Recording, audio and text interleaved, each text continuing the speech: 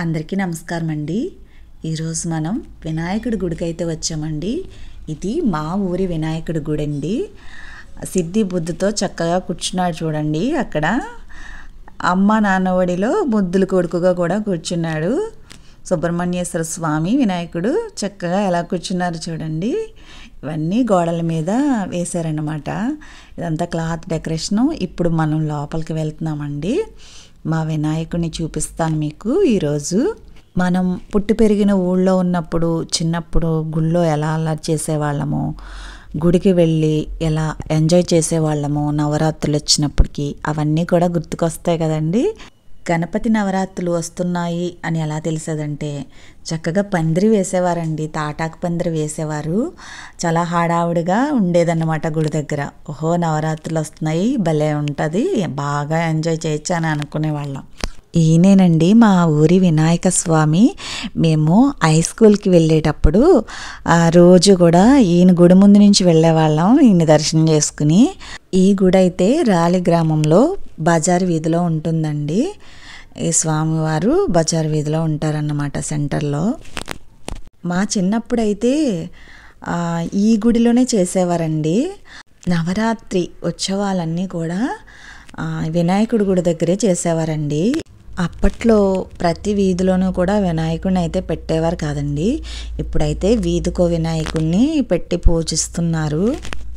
అప్పుడు మా ఊర్లో ఉన్న ఈ వినాయకుడి గుడి దగ్గరే నవరాత్రులు అనేవి చేసేవారండి.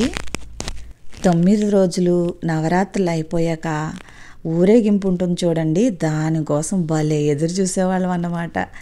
ఎడ్ల బళ్ళు అండి, ఎన్ని ఎడ్ల బళ్ళు లైన్లో పెట్టుకుని అసలు ఆ పండుగ అంతా ఇప్పుడు కనిపిస్తుందా అండి. ఎడ్ల బండ్ల మీద వేషాలు వేసుకొని రాముడు, కృష్ణుడు, ఆంజనేయ స్వామి అన్ని దేవుళ్ళ వేషధారణలు వేసుకుని చక్కగా ఎడ్ల బండి మీద టీవీగా నుంచునేవారండి. వేడుకని చూడటానికి మేమైతే ఆ బళ్ళు వెనకాల తెగ పరిగెట్టే వాళ్ళమండి. ఆంజనేయ స్వామి అయితే మమ్మల్ని బండి దిగి తరిమేసేవాడండి. ఇంకా బొజ్జ గణపతిని బాగా కొంచెం బొజ్జున్న వాళ్ళని గణపతి వేషం వేయించేవారు. మెయిన్గా కూర్చోబెట్టేవారండి. శివపార్వతుల వేషం, రకరకాల వేషాలన్నీ కూడా చాలా చక్కగా వేసేవారు. ఊరేగింపు వస్తుందంటే చాలు ఇంకా అసలు ఎలా పరిగెట్టేవాళ్ళమో తెలియదండి. ఇంకా ఆ వేషాలు వేసుకున్న వాళ్ళలో మా చుట్టాలు ఉన్నారనుకోండి, అంతే బండి ఎక్కేసేవారండి. నేనైతే ఎప్పుడూ ఎక్కలేదు, నాకు భయం. అయితే ఆంజనేయ స్వామి వస్తున్నాడు అనుకోండి పరుగులెట్టేసేవాళ్ళం. అంతేకాదండి, ఒక ట్రాక్టర్ మీద ప్రత్యేకించి ఒక మైక్ పెట్టి మాయిల్ పకీర్ల వేషం వేయించి పెద్దగా నవ్వేవాడు.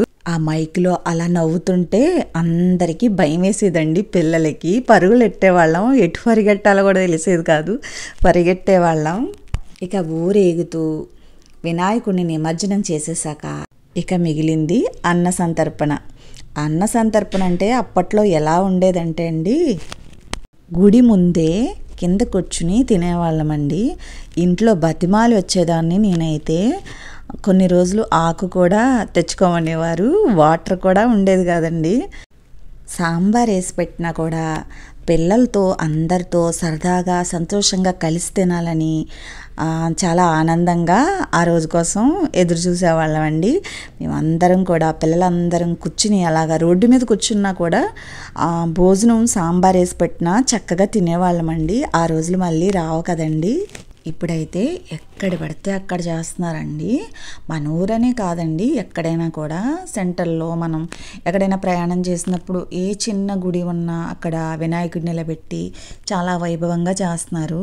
మన ఊర్లలో కూడా మెయిన్గా ఉన్న వినాయకుడి గుడి దగ్గరే కాకుండా ప్రతి వీధిలో కూడా నిలబెట్టుకుని ఉత్సవాలు బాగా చేసుకుని చక్కగా భోజనాలు అయ్యి కూడా చాలా బాగా అయితే పెట్టుకుంటున్నారండి. ఇవి నా చిన్ననాటి జ్ఞాపకాలండి. నాకు ఈ గుడిని చూసి వీడియో చేయాలన్నప్పుడు ఇవన్నీ గుర్తుకొచ్చాయి, మీతో పంచుకున్నానండి. మా ఊర్లో పుట్టిన వాళ్ళు ఎవరైనా ఉంటే ఈ వీడియో చూస్తున్నట్టయితే మీ చిన్ననాటి జ్ఞాపకాలు కూడా ఈ గుడిలో ఏమన్నా ఉంటే కామెంట్లో పెట్టండి. చూసారు కదండి మా ఊరి మా వినాయకుడిని.